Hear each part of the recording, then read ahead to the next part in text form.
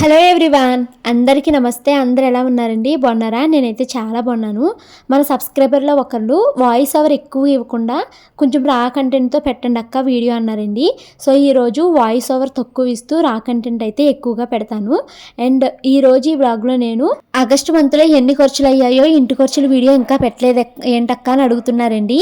So నేను నా morning routine complete అవ్వగానే ఆగస్టులో మాకు ఇంటికి ఎన్ని ఖర్చులు అయ్యాయి అన్నది డీటెయిల్గా అయితే ఎక్స్ప్లెయిన్ చేస్తానండి. సో వీడియోని అయితే స్కిప్ చేయకుండా చూడండి.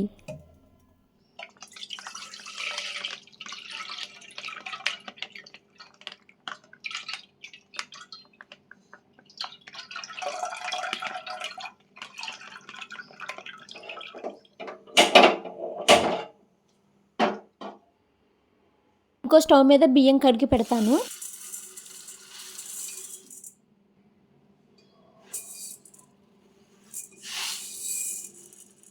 టూ టైమ్స్ అయితే బియ్యాన్ని కడిగేసానండి.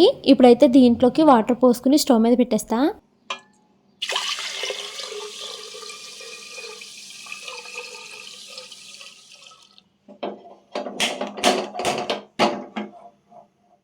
సో ఒక స్టవ్ మీద అయితే బియ్యం కడిగి పెట్టాను, మరొక స్టవ్ మీద ఏమో పాలు అయితే పెట్టానండి. ఇవి రెండు మరగడానికి అలాగే అన్నం రెడీ అవ్వడానికి టైం పడుతుంది కదా, ఈ లోపల నేను కందిపప్పు నానబెట్టుకుంటాను.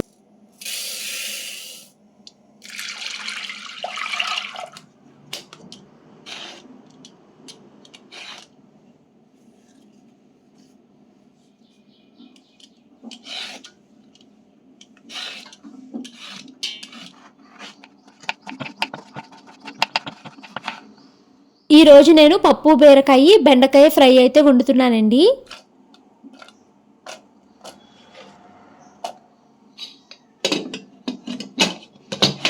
ఈరోజు నా మార్నింగ్ చాలా ప్రశాంతంగా అయ్యింది. 7:30 కల్లా ఇంట్లో వంట పని పూర్తయిపోయింది.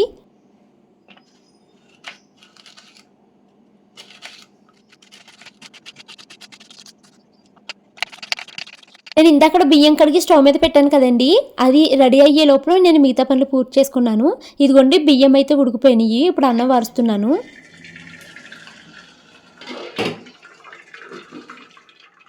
హనీ వాటర్ తాగి చాలా డేస్ అయిపోయిందండి. నాకైతే ఈరోజు హనీ వాటర్ తాగాలనిపిస్తుంది. సో కలుపుకుంటున్నాను.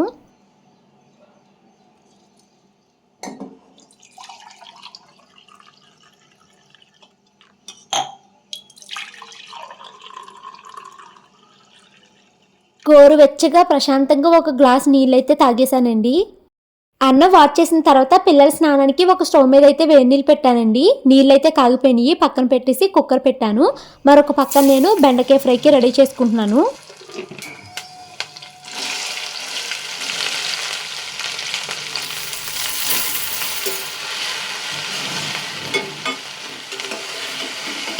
కూర అయ్యే లోపల పిల్లల వాటర్ బాటిల్స్ నింపేస్తా.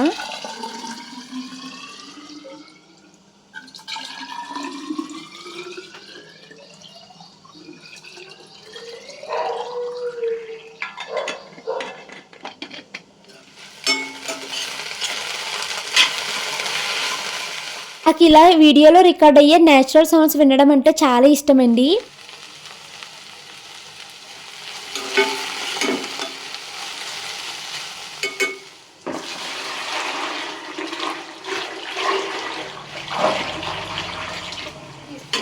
అక్కడ పెట్టాను వేడి నీళ్ళతో బ్రష్ చేసుకొని ఇంకో బకెట్ చెప్తాను, స్నానం కూడా చేసేద్దు అవి ఇవి కలిపి.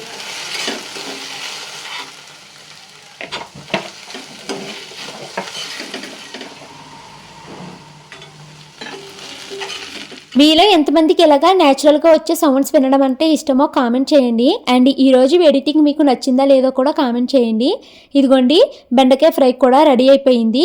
బెండకాయ ఫ్రైని తీసి పక్కన పెట్టేసి అదే స్టవ్ పైన నేను పిల్లల స్నానానికి అయితే ఇంకొక తెప్పాలి నీళ్ళు అయితే పెడుతున్నానండి. ఆల్రెడీ పిల్లలు బ్రష్ చేసుకోవడానికి ఒక బకెట్ నీళ్ళు అయితే పెట్టాను. ఇప్పుడు స్నానానికి అయితే పెట్టానండి. బీరపట్టు చాలా లేతగా ఉందండి, వేస్ట్ చేయడం ఇష్టం లేక ఇలా ఫ్రై చేస్తున్నాను. మా వారైతే ఇప్పుడే నిద్రలేశారు. లేచి లేవంగానే టీ పెట్టమని అడుగుతారు కదా, సో ఆయన కోసం అయితే ఒక గ్లాస్ టీ పెడుతున్నానండి. ఇందాకడే పాలు మరిగిచ్చాను కదా, సో వేడిగానే ఉన్నాయి అవి. ఈ బీరపట్టుని నిన్న చట్నీ చేశానండి. ఆ చట్నీ మిగిలిపోయింది. ఆ చట్నీలో వేసేసి నేను ఒకసారి మిక్సీ పెట్టేస్తాను.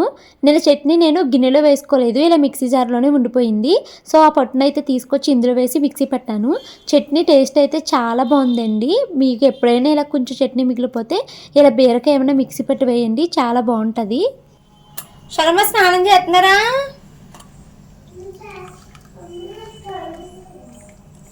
ఏం చేస్తున్నావు శర్మ? ఇందాక నుంచి అడగకుండానే బ్రష్ ఎప్పుడు అయింది?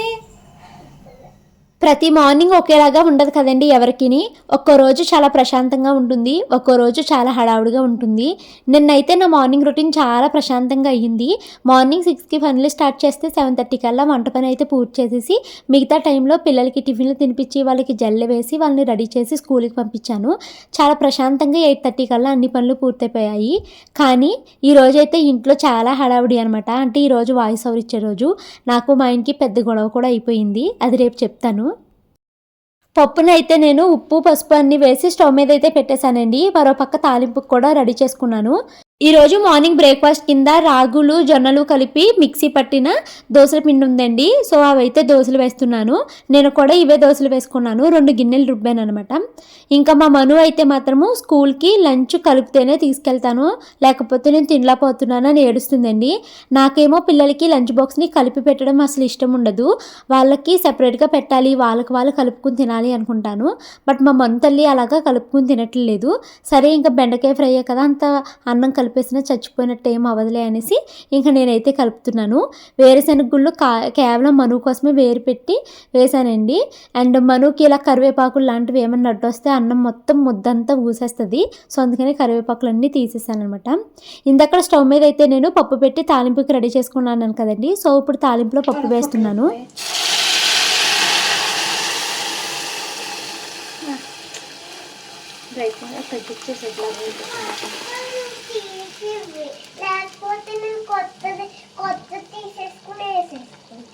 రెండు ఉతికేసి వేసేసుకో.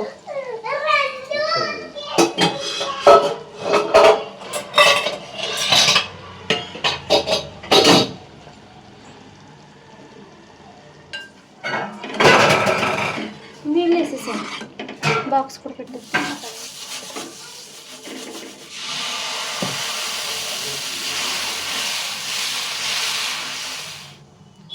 నాకు ఒక రోజు అనిపిస్తుందండి, మార్నింగ్ రొటీను షూట్ చేసినట్టే ఎడిట్ చేయకుండా పెట్టేయాలనిపిస్తుంది. అప్పుడు మీకు క్లియర్గా అర్థమవుతుంది ఇంట్లో ఎంత హడావుడిగా ఉంటుందో. పిల్లల మీద అరుపులు, వాళ్ళేమో ఏడుపులు, వాళ్ళు ఏడుస్తుంటే ఏడవకే అని సముదాయించడాలు, ఇలాగా చాలా రకాలుగా ఉంటుంది అనమాట మార్నింగ్స్.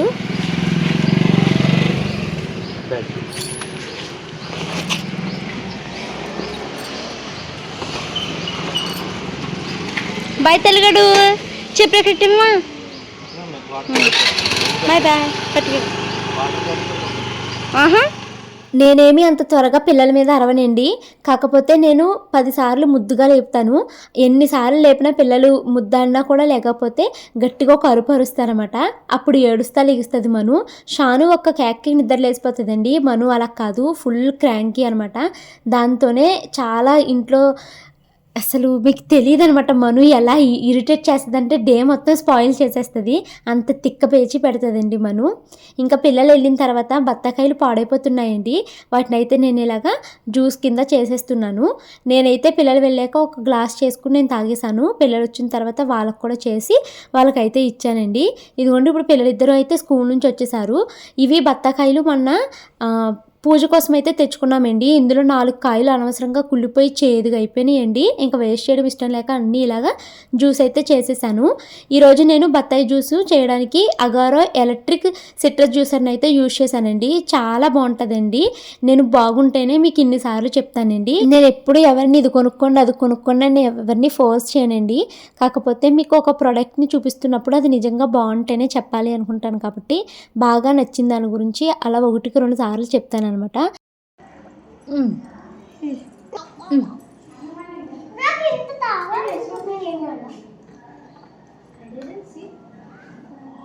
మనుకి బత్తాయి రసం చాలా ఇష్టమండి.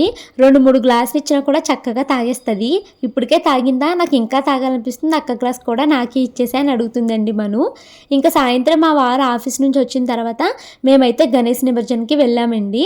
అయితే మనము నార్మల్గా మాకు ఏంటంటే పూజ కింద చేసి గణేష్ని అలా వదులుతాం కదా, ఇక్కడ అలా కాదు, వాళ్ళే గణేష్ని ఇచ్చేసుకుని వాళ్ళే ముంచేస్తున్నారనమాట.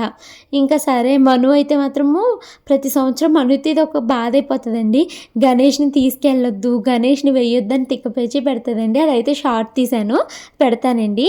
ఇంకా ఈరోజు పిల్లలు స్కూల్కి వెళ్ళిన తర్వాత నాకు ఎడిటింగ్ పనే సరిపోయింది. నేను నెట్ ఒకటి లేకపోవడము చాలా ఇబ్బంది అయిపోయింది అనమాట. ఎందుకో మరి నెట్ అస్సలు సిగ్నల్ రాలేదు. తర్వాత అంతా ఎడిటింగ్ అయ్యాక పిల్లలు వచ్చాక సిట్రస్ జ్యూస్ చేశాను కదండి. తర్వాత గణేష్ నిమజ్జనకి వెళ్ళాము. ఇప్పుడైతే టైం 9 o'clock అవుతుందండి. ఇప్పుడు పిల్లలిద్దరు ఇక్కడ డ్రామా చేస్తున్నారన్నమాట. ఒక బాబు ఏమో గణేష్ కింద, కొంతమంది ఏమో ఋషుల కింద, షాను మను ఏమో ఆ ఊరిలో ఉండే నార్మల్ మహిళ అనమాట. అంటే రిచ్ కావదు, పూర్ టైపు మహిళ లాగా నీళ్లు మోసుకుంటూ అటు ఇటు తిరిగే పిల్లల్లాగా వాళ్ళ క్యారెక్టర్స్ అనమాట. అందుకనేసి పిల్లల్ని అలాగా రెడీ చేశామండి. సో వాళ్ళైతే మను షాను చేత 2 డ్రామాలు అయితే వేయించారు, స్కిట్లు అయితే చేయించారు. మా మను అసలు ఏమీ చేయలేదండి. షాను మాత్రం అసలు దానికి ఇచ్చిన క్యారెక్టర్లో ఎంత బాగా ఇన్వాల్వ్ అయ్యిందంటే చాలా బాగా చేసింది. ఇక్కడ నేను వాయిస్ ఉంచేదాన్ని, బట్ నాకు కాపీరైట్ స్ట్రైక్ పడుతుంది అనేసి ఇక్కడ వాయిస్ అయితే రిమూవ్ చేసేసాను. పిల్లలు కార్టూన్ బొమ్మలను అయితే చూస్తారు కదండి, ఆ కార్టూన్ క్యారెక్టర్స్ వీళ్ళు యాక్షన్ చేస్తున్నారు అనమాట. ఆ వాయిస్ అంతా అది మైక్లో పెట్టేశారు, అంటే యూట్యూబ్లో ఉన్న వీడియోని మైక్లో పెట్టారు. అక్కడ వాయిస్ వస్తుంది, ఇలా జస్ట్ యాక్షన్ చేయడమే అనమాట. షాను అయితే అదరగొట్టేసిందండి యాక్షన్. నాకు ఎంత ముద్దొచ్చేసిందంటే మా షానమ్మ ఏదైనా సరేనండి చాలా ఇంట్రెస్టింగ్గా చేస్తుంది. నా బంగారు తల్లండి. నా మను ఉందంటే వాళ్ళ అక్కని చూసి వాళ్ళ అక్క ఎలా చేస్తే అలా చేస్తుంది. దాని క్యారెక్టర్కి సంబంధం లేకుండా చేసేస్తుంది నా మను. ఆగస్ట్ ఎలా మా ఇంటి ఖర్చులు ఎంత అయింది అన్నది మీకైతే ఇప్పుడు చూపిస్తున్నానండి. ఈ మంత్ నేనేమి ఖర్చులు అసలు నోట్ చేయలేదు, మొత్తం మా వారే రాశారు. లాస్ట్ మంత్ కూడా ఆయనే రాశారు. బట్ ఇలా రాసేటప్పుడు అయితే నేనే రాసుకున్నాను. నిన్నైతే నాకు పిల్లలు కింద స్కిట్ అవి చేస్తున్నారు కదండి, సో అక్కడికైతే వెళ్ళాను అనమాట పిల్లల్ని తీసుకుని. ఇంకా మా వారిని అయితే రాయమంటే ఆయన రాసిచ్చారండి. సో మొత్తం ఎంత ఖర్చు అయింది ఏంటన్నది చెప్తాను. అసలు మాకు ఒక చాగలులో ఇల్లు రీమోడలింగ్ మొదలుపెట్టిన తర్వాత ఖర్చులు అయితే మాకు చాలా ఎక్కువ అవుతున్నాయండి, లక్షల్లో అయిపోతున్నాయి మాకు. అయితే అవన్నీ నేను ఇప్పుడు ఇందులో ఇంక్లూడ్ చేయటం లేదు, ఎందుకంటే ఆ ఇల్లుకి సంబంధించి ఎంత అయ్యింది అన్నది నేను ఇంకొక వీడియో సెపరేట్గా దానికోసమే ఒక వీడియో పెడతానండి. ఎంత ఖర్చు అయ్యింది, మేము ఎలాగ ఖర్చు పెట్టాము ఇదంతా అన్నది ఒక వీడియోలో చెప్దామనేసి ప్రస్తుతానికి ఇందులో ఇంక్లూడ్ చేయట్లేదు. నా ఇంటి వరకు మాత్రమే ఇక్కడ ఎంత ఖర్చు అయింది అన్నది మీకు అయితే చూపిస్తున్నానండి. సో ఇదిగోండి ఆగస్ట్ నెల మా ఇంటి ఖర్చులు చెప్తాను. ఇది చెప్పడానికి ముందు ఒక విషయం అయితే చెప్తానండి. లాస్ట్ మంత్ అంటే జూలైలో మా ఇంటి ఖర్చు వీడియో పెట్టినప్పుడు ఒకళ్ళు అయితే కామెంట్ పెట్టారండి. ఆ కామెంట్ ఉందో డిలీట్ చేసేసాను నాకు తెలియదు, కానీ స్క్రీన్ షాట్ తీసుకున్నట్టు గుర్తు ఉంటే ఇక్కడైతే యాడ్ చేస్తాను. వాళ్ళు ఏమని పెట్టారంటే లాస్ట్ మంత్ మాకు 52,000 ఎంతో ఖర్చు అయిందని చెప్పాను కదండి. 52,000 ఖర్చా?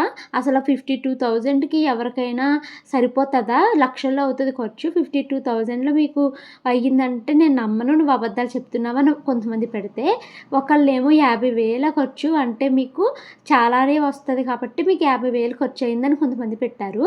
సో ఈరోజు ఈ వీడియోలో నేను మీకు అన్నీ వివరంగా చెప్తానండి. అసలు ఎందుకు ఇలా ఖర్చులు అవుతున్నాయి, అసలు ఎంత ఖర్చు అవుతుంది హైదరాబాద్లో అన్నదైతే నేను ఇప్పుడు మీకు చెప్తాను. ఫస్ట్ అయితే హౌస్ రెంట్ చూసుకోండి. ఈ హౌస్ రెంట్ని మేము తప్పించుకోలేము, ఎందుకంటే మాకేమీ సొంత ఇల్లు లేదు. ఇంకా మేము వెతక్క మాకు దొరికింది ఇది, ఇంకా మేము తక్కువే అనుకుంటామండి. హౌస్ రెంట్ వచ్చేసి 10,900 అండి, మెయింటెనెన్స్ వచ్చేసి 1,200 అనమాట. ఇంకా కరెంట్ బిల్ అయితే 250 అలా వచ్చిందండి. ఇక్కడ మా వారు 200 రాశారు. ఇంకా ఈ మంత్ సెప్టెంబర్లో అయితే 400 వచ్చిందనమాట కరెంట్ బిల్లు. లాస్ట్ మంత్ 222 ఎంతో వచ్చిందండి. ఇంకా డ్యాన్స్ ఫీజు వచ్చేసి 3,000 షాను మనుకి ప్రతి నెల డ్యాన్స్ ఫీజు. ఇంకా అత్తయ్య మావయ్యకి 4,000 అయితే పంపించామన్నమాట. మీ అత్తయ్యకి మావయ్యకి కనీసము ఒక 10,000 కూడా వేయలేకపోతున్నారా, 4,000 పంపిస్తున్నారు అని కొంతమంది అడుగుతున్నారండి. 4,000 మా అత్తయ్య మావయ్యకి చక్కగా సరిపోతాయి, ఎందుకంటే మావయ్య గారికి పెన్షన్ 6,000 వస్తుంది, మాది 4,000. ఇవి అత్తయ్య గారికి డాక్టర్ డబ్బులు, లోన్స్ అని, రుణమాఫీలని అవి కూడా బాగానే వస్తాయి అనమాట. ఎందుకంటే ఇప్పుడు మాకు పిల్లలకి డాన్స్ ఫీజు ఉంటుంది, స్కూల్ ఫీజు ఉంటుంది, హౌస్ రెంట్ ఉంటుంది. ఇలా మాకు చాలా ఖర్చులున్నాయండి. ఒక్కోసారి నేను మా ఆయన అనుకుంటామనమాట, నా యూట్యూబ్ సాలరీ లేకపోతే అసలు మనం ఎంత ఇబ్బంది పడిపోదుము, ఎన్ని అప్పులు చేయాల్సొచ్చేది, ఎన్ని లోన్స్ పెట్టుకోవాల్సొచ్చేదా అని అనుకుంటూ ఉంటామనమాట. నేను కూడా కొంచెం కష్టపడి నేను మా ఆయనకి ఎంతో కొంత ఇంటి ఖర్చుల్లో హెల్ప్ చేస్తున్నందుకు చాలా సంతోషంగా ఫీల్ అవుతానండి నేనైతేని. ఇంకా టర్మ్ ఇన్సూరెన్స్ అండి. ఇది ప్రతి నెల మా ఆయన కడుతూ ఉంటారు. రూ. 631 అనమాట. మా వారు ₹1,00,00,000 రూపాయలకి టర్మ్ ఇన్సూరెన్స్ అయితే తీసుకున్నారండి. దీని గురించి నాకు అంత డీటెయిల్‌గా చెప్పడానికి నాకైతే ఏమీ తెలీదు. వీటిలపైన నాకు అంత నాలెడ్జ్ ఏమీ లేదండి. నా వరకు నేను ఇంట్లో పనులు చేసుకోవడము, చేసిన పనుల్ని వీడియో చేసుకోవడము, వాటిని యూట్యూబ్‌లో పెట్టుకోవడము, ప్రతి నెల ఎంతో కొంత సాలరీ వస్తే అది నేను మా ఆయన కలిసి బడ్జెట్ కింద ప్లాన్ చేసుకొని కొంచెమేమో పిల్లలకి సుకన్యలో వేయడము, మిగతాది ఇంటి ఖర్చులకి అలాగా మాకలా సరిపోతుందనమాట. ఇంకా నెక్స్ట్ హిందీ ఒలింపియాడ్ కట్టించామండి షానుకి. బట్ ఏమీ ప్రాక్టీస్ చేయట్లేదు. ఎందుకంటే నాకేమో హిందీ రాదు. మా ఆయన్ని చదివించమంటే నువ్వే చదివించుకో, నా మాట వినరు పిల్ల అంటది. దానికి కూడా హిందీ అంతగా రాదు. సో కట్టించాను కానీ ఏమీ చదివించట్లేదు. ఇంకా నెక్స్ట్ ఐడీ కార్డుకి యూనిఫామ్‌కి కలిపి మాకు ₹640 అయితే అయ్యిందనమాట. ఇంకా ఈ నెల గ్యాస్ ఏపించుకున్నానండి. గ్యాస్‌కి ₹855 అయ్యింది. ఇంకా మనుకి స్కూల్ ఫీజు కట్టాము. అది ₹14,000 అనమాట. సో ఇందులో మీరు ఏ ఖర్చుని మనము తగ్గించలేమండి. మీకు ఎందుకు అంత ఖర్చు అయిపోతుందని కొంతమంది అంటున్నారు. ఇందులో నేను ఏ ఒక్క ఖర్చు తగ్గించలేను. మా ఇంట్లో అయ్యే ప్రతి రూపాయి ఖర్చు మేము వాల్యుబుల్ అనుకుంటేనే ఖర్చు పెడతాము. అంటే ఇది ఖచ్చితంగా ఖర్చు పెట్టాలి, చాలా అవసరం అనుకుంటేనే ఖర్చు పెడతాం తప్పించి అన్నెసెసరీగా ఖర్చు పెట్టమండి. మీరు చూసుకోవచ్చు ఇందులో మేము ఏ ఖర్చుని తప్పించుకోలేము, అన్నీ అవసరమే. పిల్లలకి డ్యాన్స్ అవసరమా అంటారండి కొంతమంది. ఖచ్చితంగా నా పిల్లలకి డ్యాన్స్ అవసరమే అనుకుంటాను. ఏదో ఒక ఫిజికల్ యాక్టివిటీ పిల్లలకు ఉండాలి, ఏదో ఒక హాబీ ఉండాలి. ఈరోజు వాళ్ళని సరదాకి నేర్చుకున్న, ఒక హాబీకి నేర్చుకున్న, రేపన్న రోజు అదే వాళ్ళకి ఫుడ్ పెడుతుందని కూడా నేను అనుకుంటాను అనమాట. సో ఖచ్చితంగా ఇవన్నీ నేను తగ్గించలేని ఖర్చులు, ఖచ్చితంగా అవసరమైన ఖర్చులు అనమాట. ఇక నెక్స్ట్ తిండిలో అయితే అస్సలు మనము పొదుపు అన్నది చూసుకోకూడదండి. ఖచ్చితంగా మంచి తిండి తినాలి.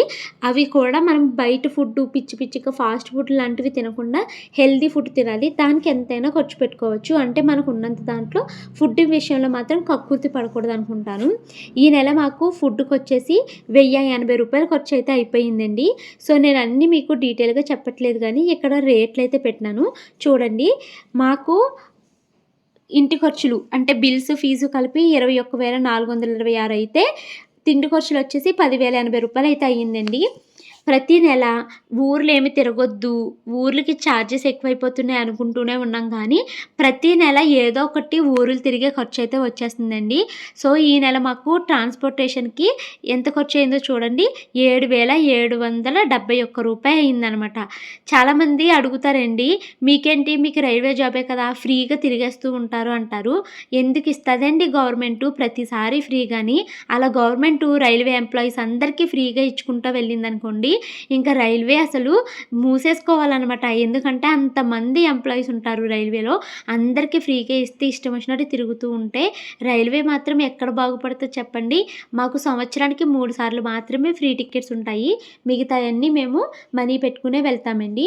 ఈ నెల మాకు పెట్రోల్‌కి 870 అయ్యిందనమాట. నాది మా ఆయనది కలిపి. Train tickets 585, room charges 600, auto bus, auto ఇంకా క్యాబ్స్ ఉంటాయి కదా అయ్యి 1,296, బైక్ సర్వీసు 1,040. ఇంకా వైజాగ్ వెళ్ళాం కదండి, అక్కడ అవి ఇవి తిరుగుతూ ఉన్నాం కదా. సో మొత్తానికి ₹7,771 అయితే అయ్యిందనమాట. ఇంకా నెక్స్ట్ పర్సనల్ కేర్ అండి. అంటే మా కోసం మేము పర్సనల్ కేర్ తీసుకుంటాం కదా.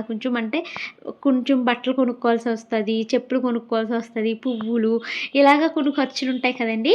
వాటి కోసం అయింది అనమాట. సౌత్ ఇండియాలో నేను ఒక బ్లాక్ కలర్ డ్రెస్ తీసుకున్నాను. అది సైబా ఈవెంట్‌కి వెళ్దామని తీసుకున్నాను కానీ వరదలు రావడం వల్ల నేను ఆ ఈవెంట్‌కి వెళ్ళలేదు. ఆ డ్రెస్‌కి అయింది. ఇంకా చెప్పులు తెగిపోయినాయండి నాయి, దానికి 250 అయింది. మా హస్బెండ్ నాకు అప్పుడప్పుడు పువ్వులు తీసుకొస్తూ ఉంటారు కదా, లైక్ దేవుడికి పెట్టుకోవడానికి, నేను తలలో పెట్టుకోవడానికి, ఆటికి ఒక 90 అయిందనమాట. ఇంకా హాస్పిటల్ అండి. అంటే నాకు థైరాయిడ్ టెస్టులు ఇవి చేయించారనమాట. అయితే అవి మేము అమౌంట్ పెట్టుకుంటే తర్వాత మాకు నెక్స్ట్ మంత్‌కో ఆ పై వచ్చే నెలకో మాకు ఆఫీసోళ్ళు ఏసేస్తారు. ప్రస్తుతానికైతే మేమే ఖర్చు పెట్టుకున్నాం. ఇంకా ఆ అమౌంట్ మాకు రాలేదు. సో, వాటికి మాకు రూ. 2,160 అయితే అయిపోయిందనమాట. ఇంక అనుకోని ఖర్చులేండి. అంటే ఇవి మనకి ఈ ఖర్చులొస్తాయి అని మేము ఎక్స్‌పెక్ట్ చేయలేదు. బట్ ఈ ఖర్చులు కూడా వచ్చాయి. అవి వచ్చేసి మైక్. నేను మొన్న ఊరవి వెళ్తాం కదా వైజాగ్. సో, మైక్ కావాలి అనేసి మైక్ కొనిపించుకున్నాను.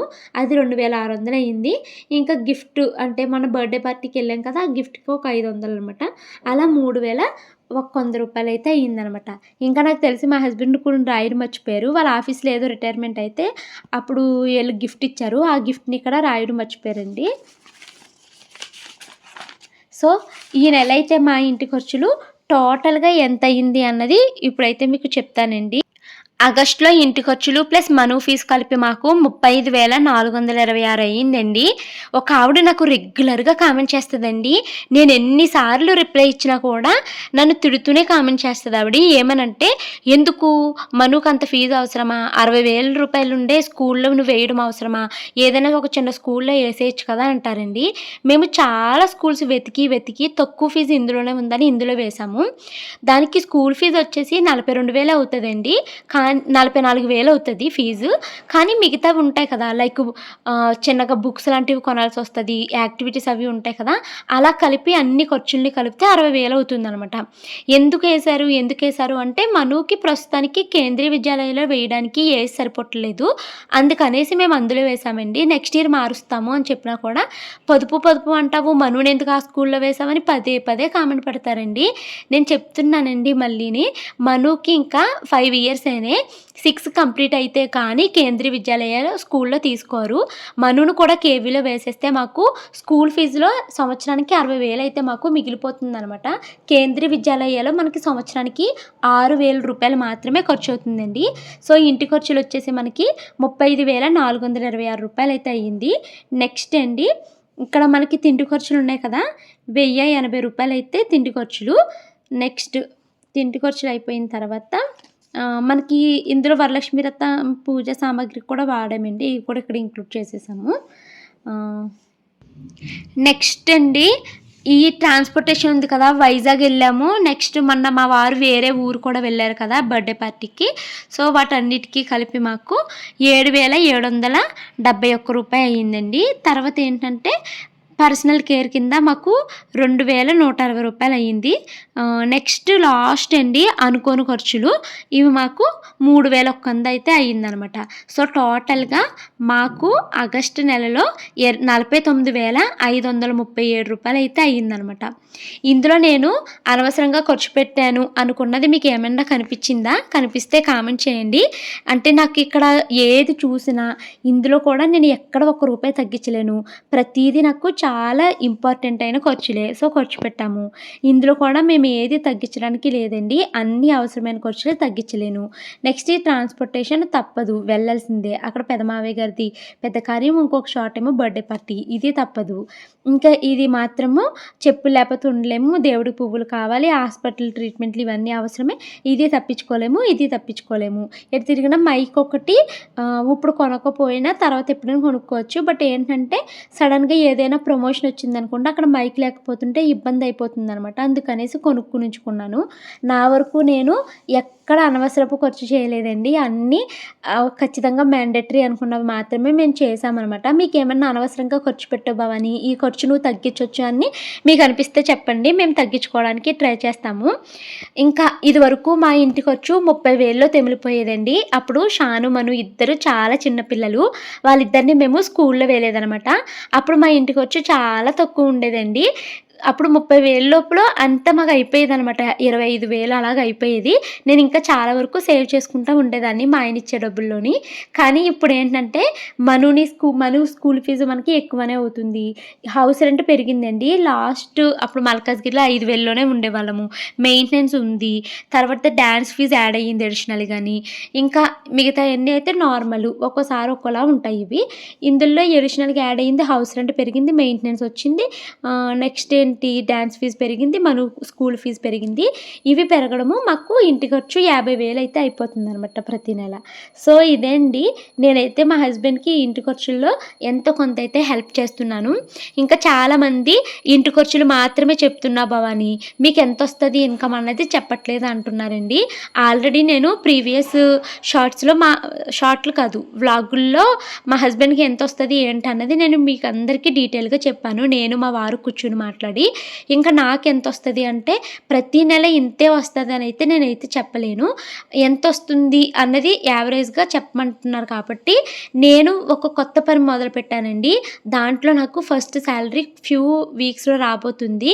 అది వచ్చిన తర్వాత మొత్తం నేను ఏ ఏ మార్గాల్లో ఎంత సంపాదిస్తున్నాను అన్నది డీటెయిల్గా వీడియో పెడతాను. సో ఇదేంటి రోజు వీడియో. ఈ వీడియో నచ్చితే కనుక ఖచ్చితంగా లైక్ చేసి కామెంట్ చేయండి. Thank you so much for watching this video. మరొక మంచి వీడియోతో కలుస్తాను. Until then bye bye.